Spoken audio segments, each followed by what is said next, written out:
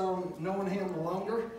I guess of a peer, someone near my age, I've known Bobby. We didn't know that we knew each other, but we probably met when I was 3 and he was 2. They lived behind my mother and dad on Sandra Avenue, and I remember Mrs. Schmid, who's going to be with the Lord now, she used to tell me, Mike, I used to carry you around and hold you as a 3-year-old.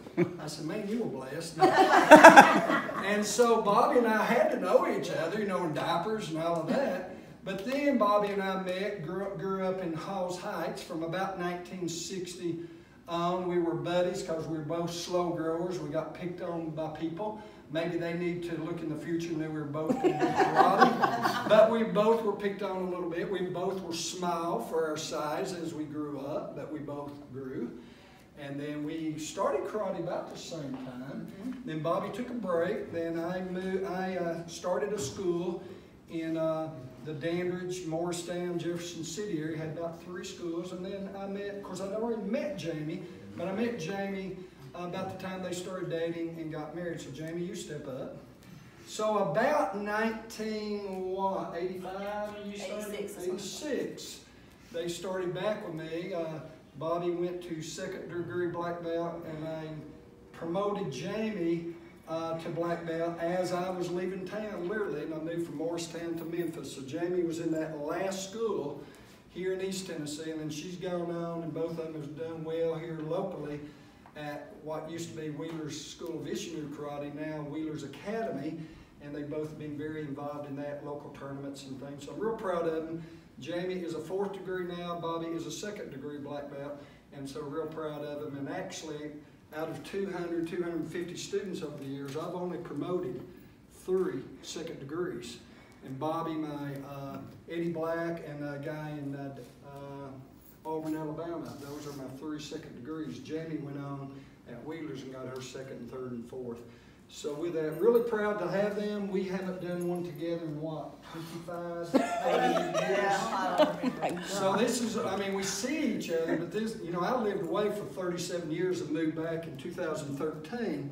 So this is the first karate demonstration I've done, and I don't know how long. I've done a lot of women's seminars and things like that in the area. But as far as a karate demonstration with them, might be 25, 30 years. So we'll see. Well, someone asked me if I was going to do a lot of spinning kicks, and I said, remember, I'm 63, I'm not 18. But we'll see. All right, let's get started. Karate started way back in India, China. So China brought karate over to Okinawa. Okinawa at the time, the Japanese were over, they were over the country. And they had strong rules that you could not do self-defense. And so karate was taught secretly, usually dad to son, over centuries. And then about 1900, it became popular in the school. But the old style of karate had a lot of techniques that we call kata, and we'll demonstrate some katas. But keep in mind, the karate you see today, even though it can be dangerous, for deadly techniques, keep in mind it's not the same deadliness that it was way back yonder. It's not as secret as it used to be. The style that we teach is called Isshinryu. It began in 1954. The secret was over by then. He took 2 styles, Shoin-ryu and Goju-ryu, and I know you're not going to remember these names, but he took 2 real old styles and developed Isshinryu, which means one heart and one mind. Very basic style. And Bobby reminded me the other day when we were practicing, the unique characteristics of Isshinryu is you'll see a lot of low kicks, a lot of snap punches and that, and a person that's 63 years old can still practice it. You don't have the spins, you don't have the flying kicks. You know what a flying kick was for? To kick someone off a horse. I don't need to kick anybody off a horse. Nobody rides horses anymore. And they're not going to be attacking me, so I don't need to do a flying side kick. So that's why you see a lot, and then some of the flashier styles, they took the old style and they hid hidden moves in a dance move. Well, since our style was started in 1954, there was no reason to keep the dance moves, so when he developed it, he made just a basic techniques. Now, basic doesn't mean inferior. It just means more basic, more low, a little more conservative. So that's what you're going to see. You're going to see several aspects of karate today. You're going to see what we call basic techniques. We call them charts. I'm not going to demonstrate all of them. I'm going to demonstrate a few of them. And it's the basic techniques like punch, kick, chop, eye gouge, stuff like that. So we'll do a few of those, make it a little showy for you. And then we're going to go into kata. We're going to do the first kata called seison. It's a very advanced kata in most styles. In our style, it's the first kata. It means 13, fighting 13 people. And I will demonstrate that one. And then later we'll have Jami demonstrating Shinto, which is a style that was on uneven ground. And there's a story about that. A Chinese sailor came. Master Kusan-ku was trying to apprehend him. And Shinto fought him off all day. Kusan-ku was so impressed, he said, teach me that kata. And he did. So very old kata that you'll see. Then we're going to take two sticks called bow staff, and it's called bow kumite. Bow means bow, two bows. Kumite means fight, so we're going to fight with sticks. And then we'll demonstrate a little bit of the other weapons. And then we'll go into some self-defense, some skits, and end up breaking hopefully everything but my hand and my head. With that, let's get started. Let's start off with some basic chart techniques.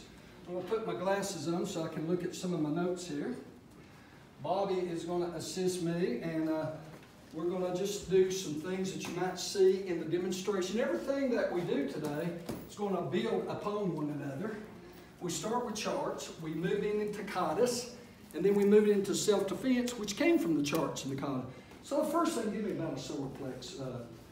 All right, the first move that we normally learn is when you hit, you want to learn to hit properly. You know, a big strong guy like Bobby, if I hit him in the chest, even though he felt that, I might hit him real hard, that's not going to hurt him. If Jami or Diane or Miss Doris, and Doris can hit hard, so, but if she hits you right here or even right in here, may not take him out, but in this solar plexus area, I'm going to just pop him right here. Now let's see what this will do on the. So this is his solar plexus. So this is right here. Well, you can tell this is going back. So think about that's his face. These are his ribs. Let's do a kick or two. Straight kick. Up a little bit.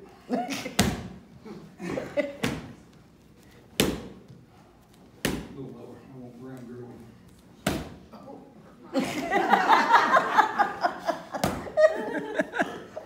That's an easy job.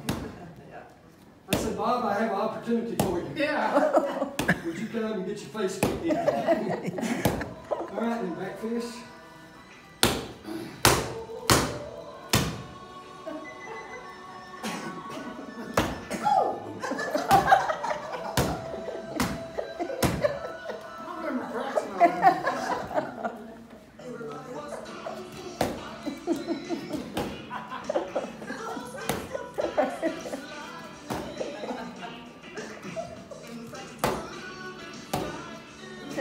Fun, Bobby.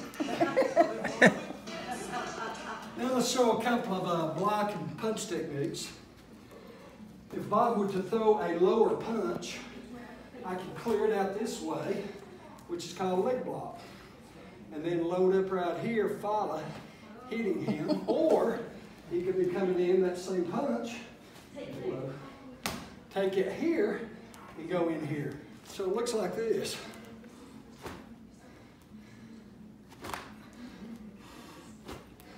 Another would be a side block. I come into the midsection. That's what he's attempted to do. So I can step to the side, take it outside, come in behind, or meet forceful force and take him there. And that wasn't as bad as it sounded.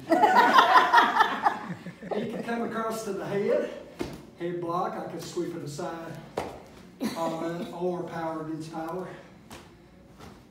Popping. And you can see as I'm pulling this, severe damage would happen. And we would go for that throat area. And this is not for school fights. This is to save your life. So a lot of these can be pretty deadly techniques. As you know. I know. All right, another thing is what we call parries. So a block would be stopping the move. a parry would be coming and kind of shifting it away. So from here, it's called a soft block. Here, and come in here, here, here, follow up through here. So again, those are the basic techniques. There's about 26 of those. But now we're going to move on in to kata. Jami, why don't you give me a breath? Are you ready? I'm ready. I'm going to let her do Shinto. And so watch this. And Jami is not your typical lady on the street. Jami is a world-class trainer. Her shoulder's thick as mine. And so even though at that, she's very good at karate, she's very talented in weightlifting and that. And even at that, these techniques can still save her life. And that's, so watch Jami do Shinto.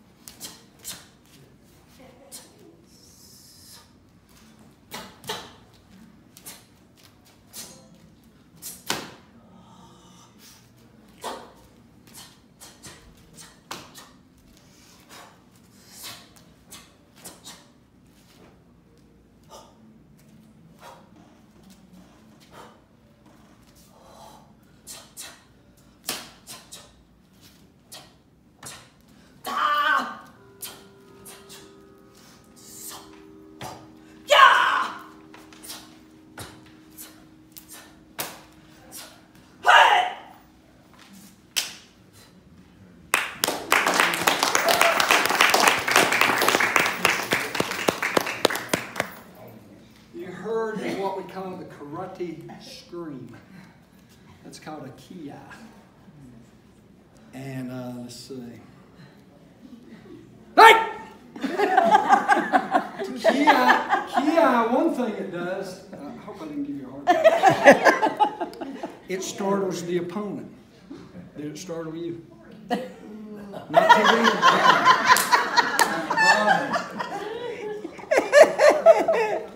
So a ki-ai does several things. It startles the opponent, it fires up the adrenaline, and if you hear like a football player making a tackle, he goes, oh! Or a boxer, tennis player, woo! Woo! It's a female making those weird sounds. Well, what they're doing, they're blowing the air out to get more power as a hit. But in karate, if you take a lick while you're coming in, when I ki-ai pop me, so this is his favorite time of the now I will drop a couple of inches, don't hit my face. So as I do this, he's going to let me have it. And so it would be like I'm going, hi-ya! And you catch one. And so we'll see what happens. Hey! All right, so that's why you were seeing Jami ki-ai a while ago. All right, sing-song. And I'm going to change the angle this way. I noticed Jami kind of did it that way, so I'm going to kind of go this way as my straight lines. I'll probably get off angle with that weird curve. He said, don't judge. That's right. Sing-song kata. Well, that looks okay. I can do this way.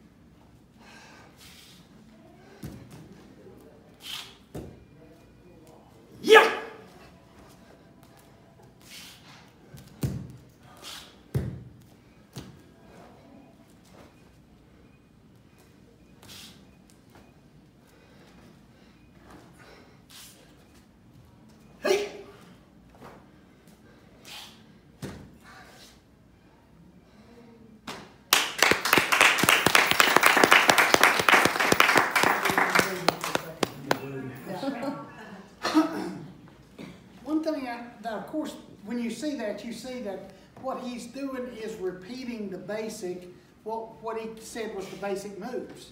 And so he's repeating those moves. But really, hidden within every one of those strikes, I mean, you'll see in a few minutes when we're breaking boards and stuff, that every strike is more than enough force to break bones in your body.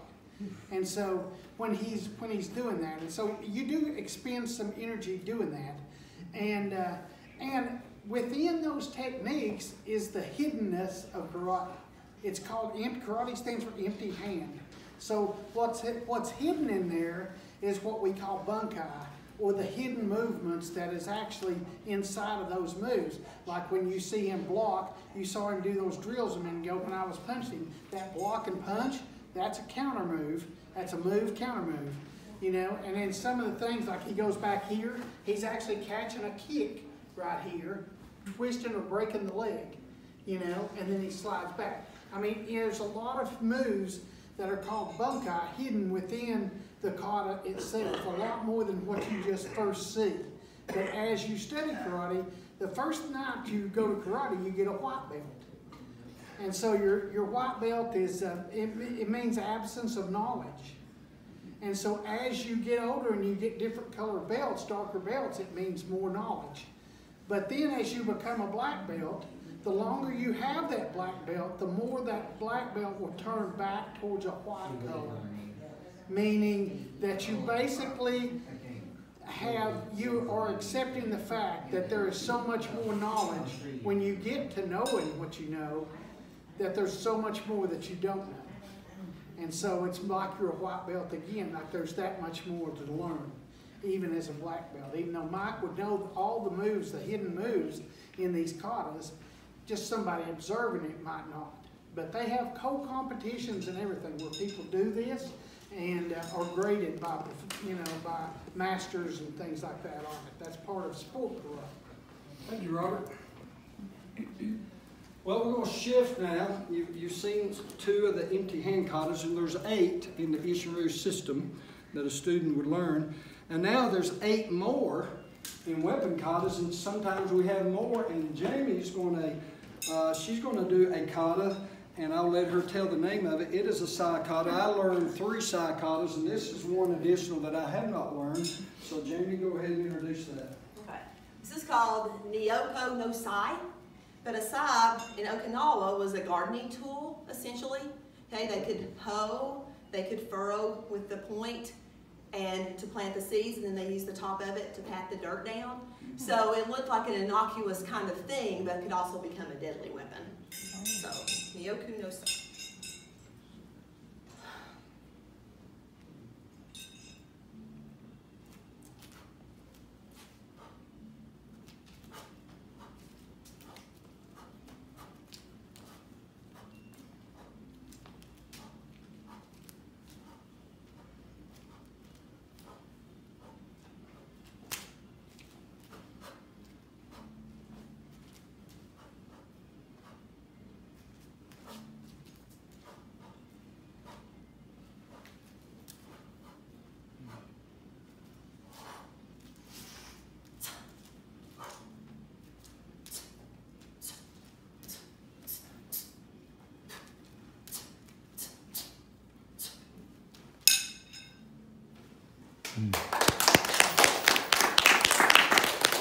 Now, as far as a workout, she just added about a pound, pound and a quarter to go through. So you do that several times to get additional workout. I'm not going to do katas with the rest of these weapons, but I'm going to show you what these weapons are. If you'll look at this, this is called a tonfa, T-O-N-F-A. But if you'll notice, police force now has a stick similar to this. It has a little sharper handle. It's got ridges on here. So the United States Police Force has a stick now that's very similar to tonfa. But tonfas, they fit in real well, same as what Jami said. If you wanted to bust the grain and then throw it up in the air to separate the chaff from the seed, you could polish rice with it. So again, an agriculture tool that they had at their disposal because they were under the rule of a samurai soldier that had a 32-inch razor blade. And if you happen to be an Okinawa farmer and Japanese would come by, and if he wanted to remove your head from your shoulders, the only way you could protect yourself was maybe with some of these farm tools that became very deadly. You saw the block I did with Bobby a while ago. There's a leg block, same block, except it's extended with wood. And then you've got about 4 to 5 inches for the punch.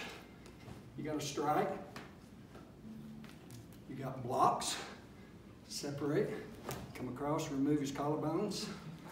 Block, punch. Very similar to what you see with empty hands, just with tonkas. When I started karate in March of 1974, that's a long time ago. I was 18. So, what was popular at that time were nunchucks. And there was a movie, if some of you remember, Enter the Dragon, came out July 1973. Bruce Lee.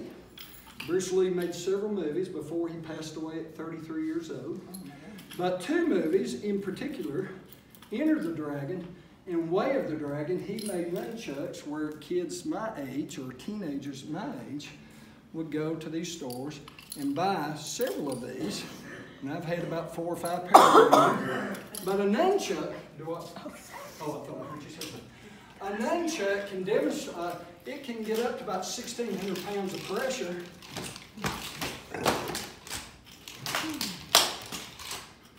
And it only takes 40 to break a bone. So there's a lot of overkill. And this is how I go to a football game. I need some money. I just walk through, you know, make my spaces. And every once in a while, maybe we want to do 2.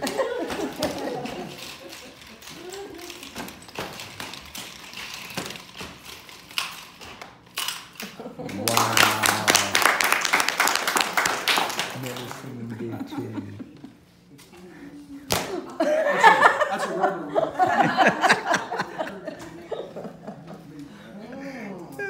Now this is a bow staff.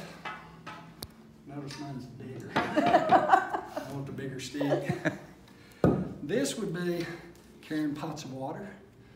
Perpetrator would come up, drop a pot, ready to go. Very strong. This is a very thick stick. This is probably more customary. But my son bought me one time. I guess he says, Dad will tear up an anvil, so he got me a bow that you cannot destroy. Mike, you won't hit that one. No. I hope not. Okay. All right, this is called Bobo Kumite, and you will see why.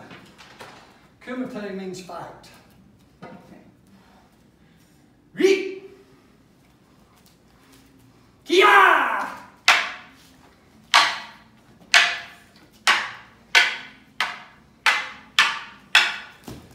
Yeah!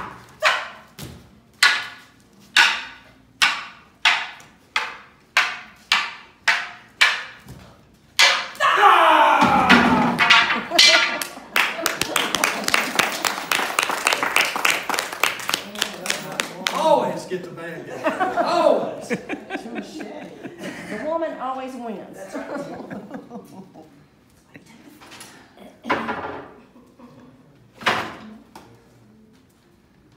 Bobby, why don't you talk about strike zones real quick? Okay. Get Marcus B to stand up, take a breath. Okay. Yeah, Mark, help me for that. You know, one of the things that you're always looking for is Mike said, like hitting somebody in the chest, that looks impressive. Maybe even hitting them in the chin looks impressive. But there's a lot of places that you can strike that are a lot more vulnerable and can cause quicker and more permanent damage than those.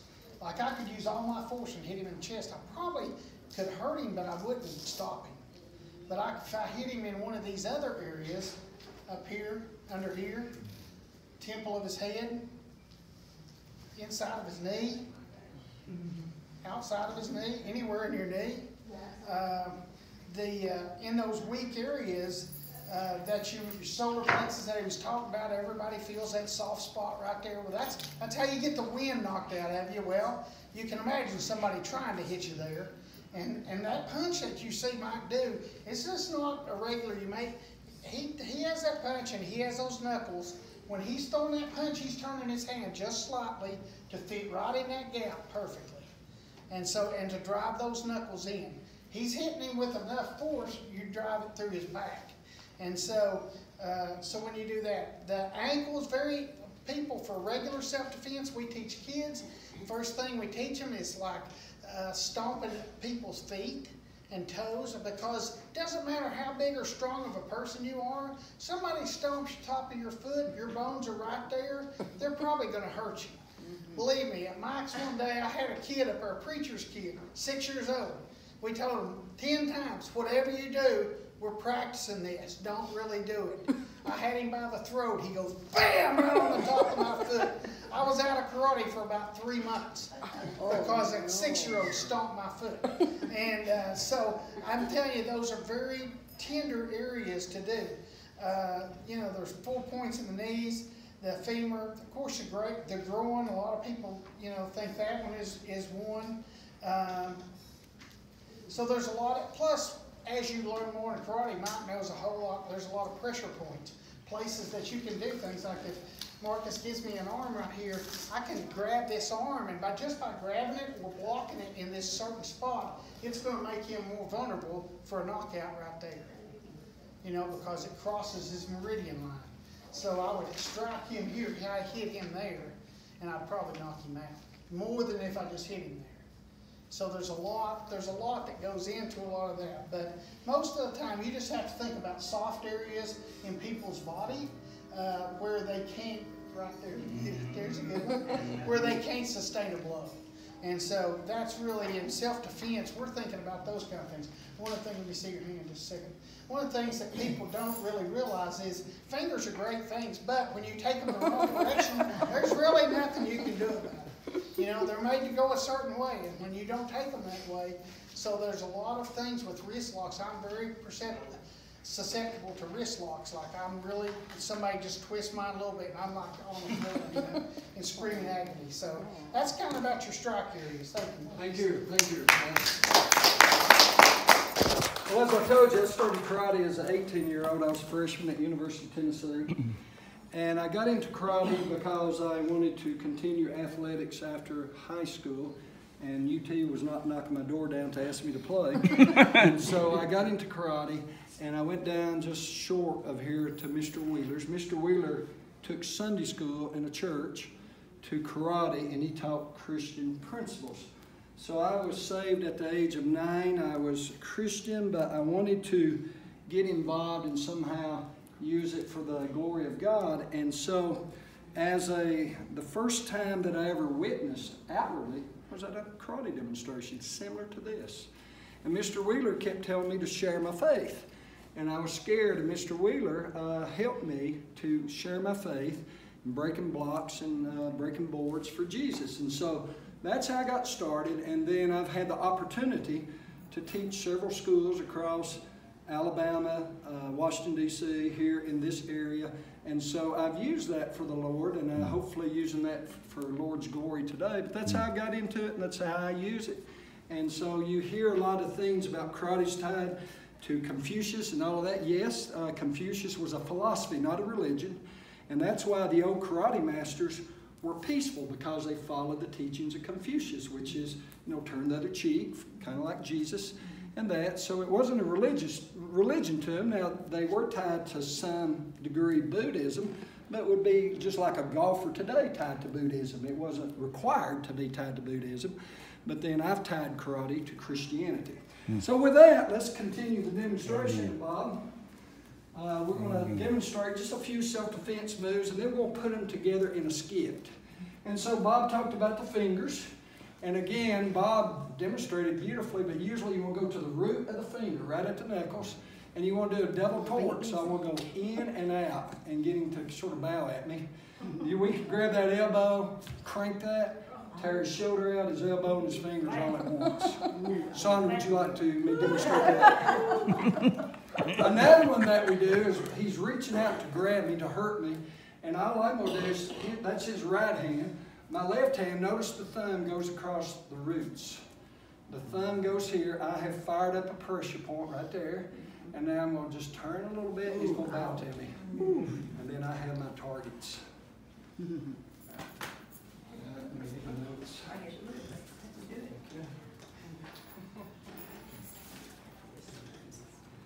Okay, wrist grabs are very popular.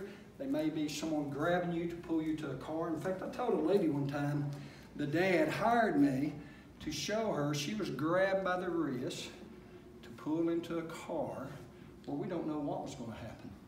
Happened that a 9'8" guy comes up and rescues her, or she could have been in trouble. So he hired me, and I showed a few techniques. A lot of times, he's going to go across. This is just a wrist grab, and everything starts from this. Now, there's a lot of opportunities to do because he's wide open, but we're just going to show, and I'll teach Jami, or I have taught Jami, I don't have to anymore.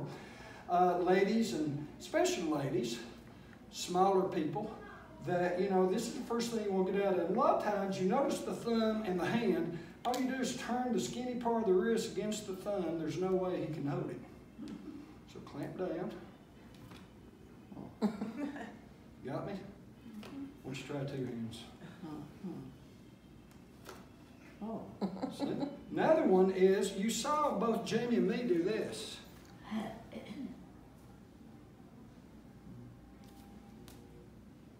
That looked like just, you know, politeness, starting. No, it's already deadly techniques. So here's the bow.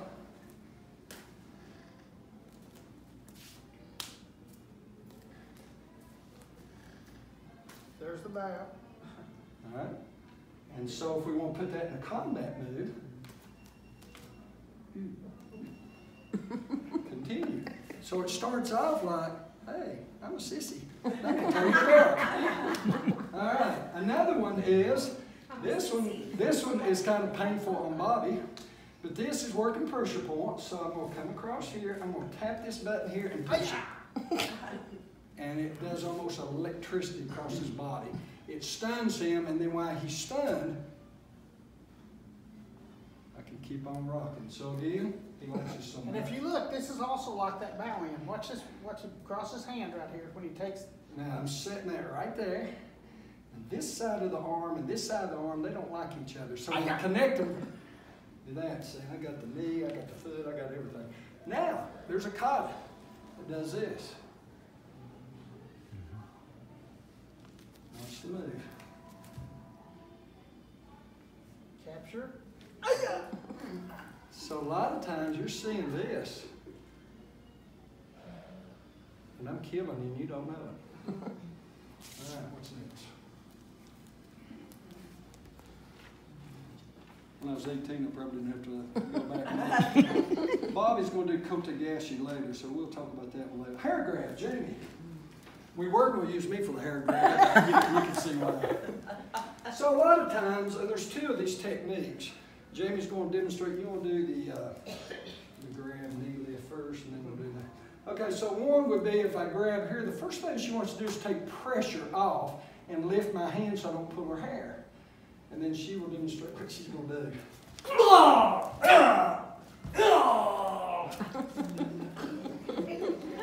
try to always teach her not to hit the side.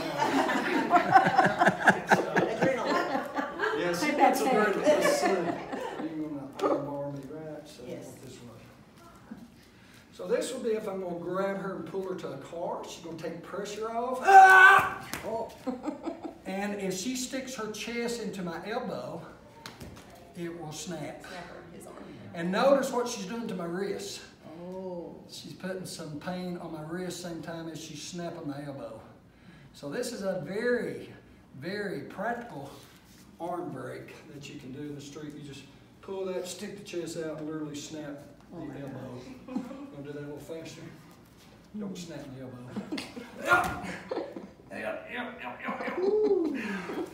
Very good. Jamie's going, don't mess with my hair. I like that hair. All right, this is one of my favorites.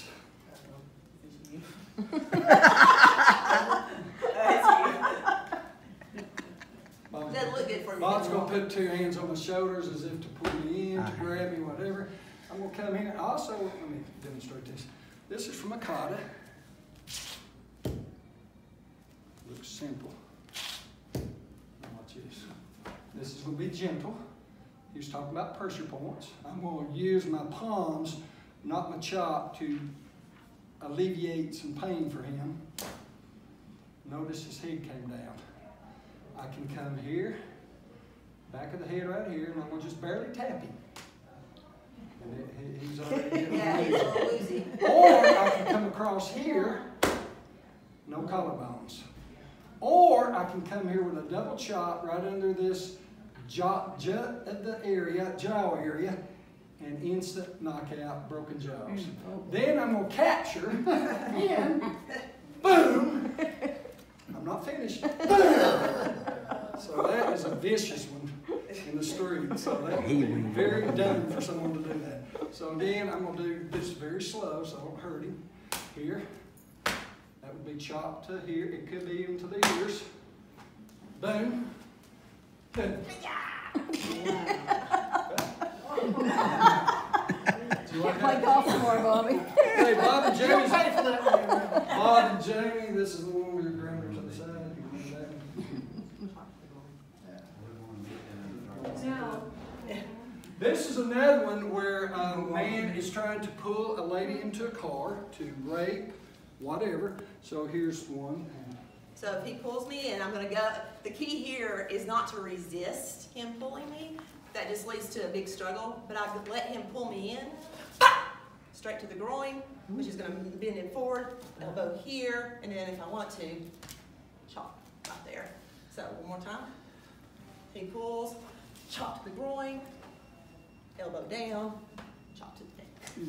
All right, now we're going to put all of this into skits. And you all calm down. So we're going to put this into more fine sequences. So you've seen the basic punches, chops, gouges, and now you've seen kata. And now you're going to see this self-defense a little more advanced. And what Bob and I are going to start out. And the first move we're going to do, I'm going to do a grab from behind you. Bobby came up and grabbed me like this. Well, I'm going to do the same thing, except from behind. So you ready? I'm gonna strike you. Step right. Right. Oh! Wow.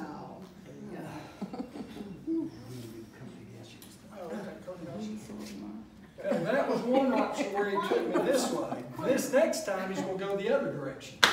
Why are you so far away from it? Get a little closer. Self-defense. That's the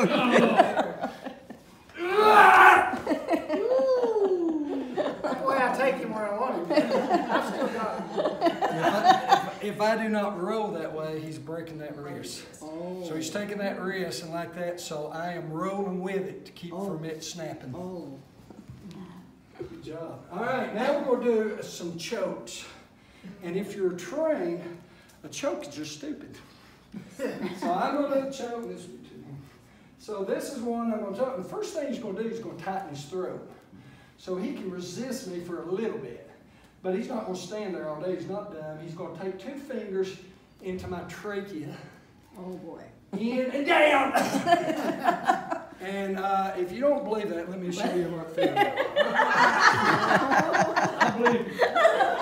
He's a believer. Do you remember the next one? Another one would be where he's resisting. Oh, yeah. So he's going to tighten up, and then he's just going to try to make this as non-aggressive as possible. Where'd he go? There's no way I can hold on. Same theory with that thumb. There's no way my thumbs can hold that. He tightens up. He's got one. Now, if I follow him, then I'm going to catch something like that. So again, we do this. He does that, and he's got I one. don't care how strong you are. You can't stand against that. I mean, you can't. Your thumbs just aren't strong enough to hold up to me. Okay, this is your rear choke. Back under. This one is, let me do it first. This is a serious place where you can get in the street. If I get my, and you know, in karate, I would do a naked choke where this is safer choke for Bobby. This is a killing choke right here. I'm taking my forearm and I'm taking it across his windpipe and bending him back. He's in a world of hurt right now. So what Bobby wants to do is I come across, his chin goes down, blocked. So all he's getting is kind of a headache right now. Then he's going to capture my fingers with this hand, and he's going to numb my elbow by grabbing it, ducking under, and then put me in a hammerlock. So he has taken a very dangerous technique and making me look like a jack, you know what, where he just kicked me. All right, show it again. He blocks, he captures the fingers, he grabs the elbow, he ducks under, that hurts like that, and then boom. And notice the thread is what keeps me pinned. If he gave me any room at all, I could get out like that, but by him staying close and pinning me there, I can't move. I mean, If he starts to give me any guff, I just put more pressure. Yep. All right, any questions on that one? All right. We're going to speed it up a little more. Y'all get up. You put your seatbelts on now. You got everything there?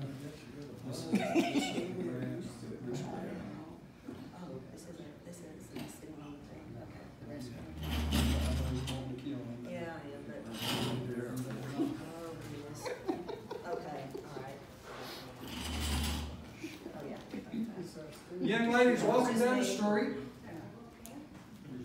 Innocently. Ah! Oh. Ah! Ah!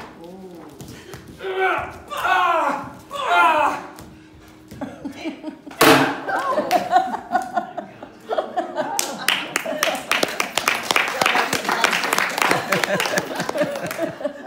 I did remind you about the tape. I forgot about your glasses. I forget what you do. Now you know why I haven't done one in 25 years.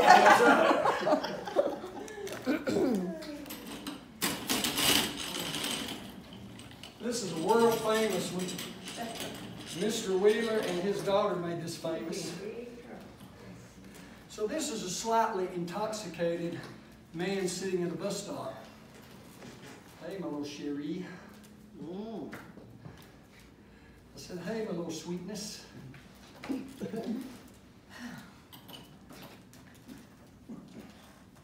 Oh! Rip your head off.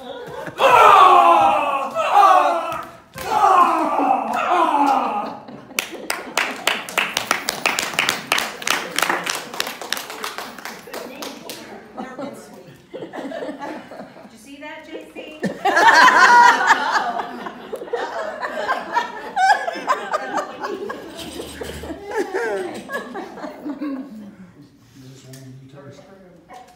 Oh, yes. Everybody good?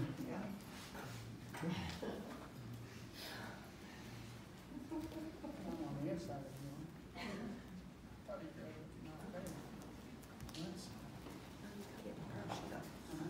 it. Right, same situation, couples walking down, maybe West Town Mile.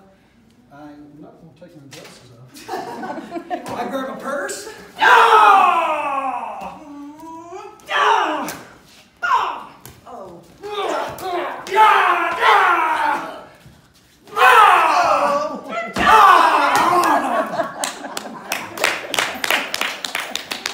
I need a vacation.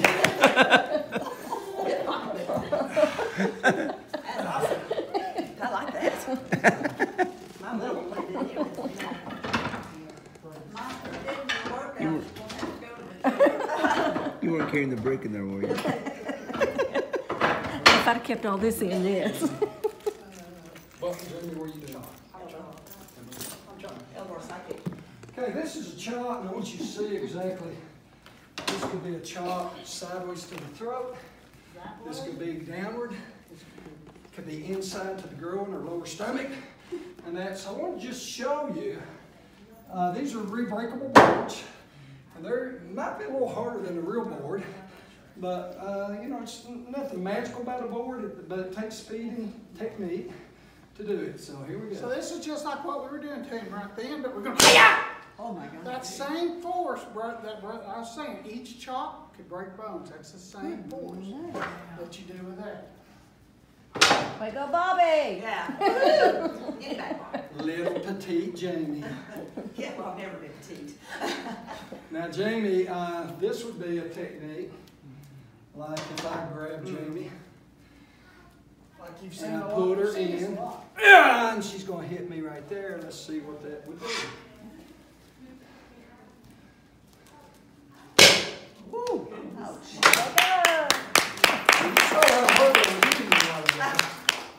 Those don't just collapse, they have to break them. Yeah. Yeah. Baby What tap. else you want to do? You put them back together. You want to do another one? No, back one. Back one. No, I prefer. One of the most powerful techniques there is, and beautiful techniques, is that. Let's put it over here so they can see me from the front. Side kick, let's go. Yeah, that.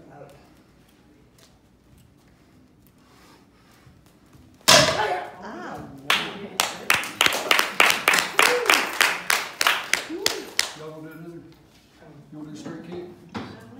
Yes. That one.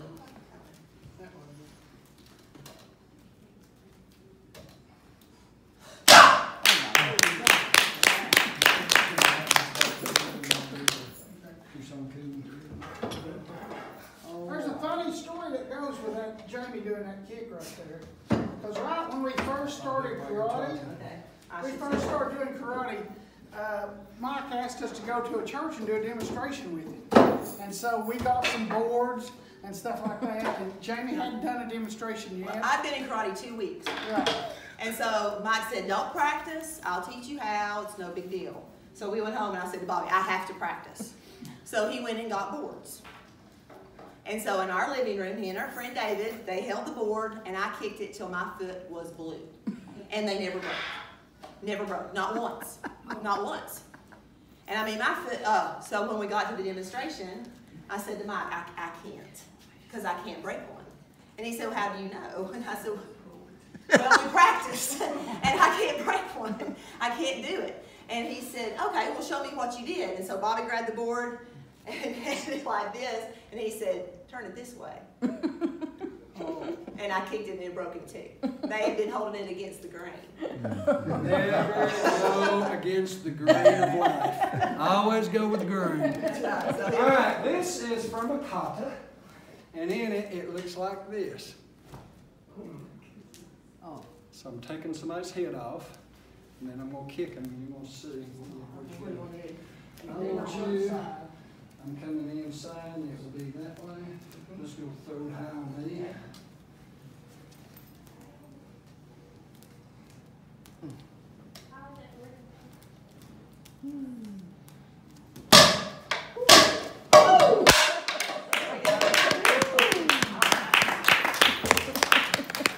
Let's go back together. Let's do sanction. Let's bring Marcus up in the three boards. Marcus. That's right. You keep your video? Yeah. I'm video. Oh, your video? Yeah.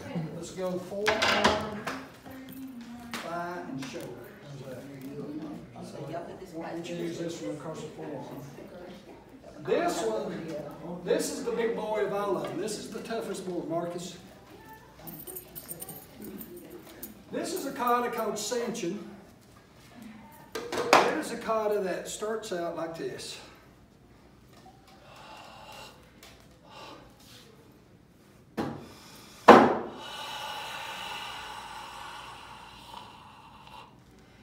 All right, Bobby is going to break one across my forearm. Marcus is going to break it across my shoulder, not this way, but right here. You've done that before. And Jami's going to break one across my thigh. Your back leg. Now you might say, why would anybody do a kata like that? But as you've seen, there's been a lot, in karate, there's been giving techniques and receiving techniques. Okay? A lot of times when Mike's about to hit me, or I'm about to be hit, from years in karate, any of us, you'll hear us exhale or ki to tighten up, to be prepared to receive that blow. Same way to exhale and give that blow.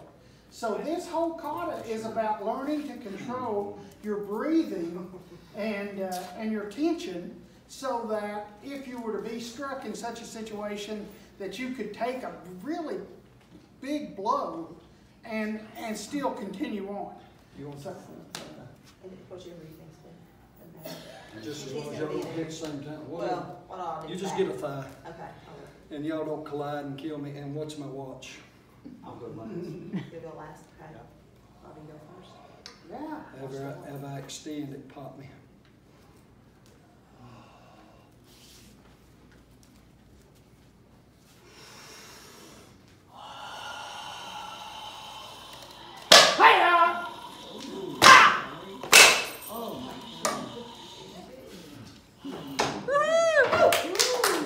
Thank you. This completes our demonstration of the film.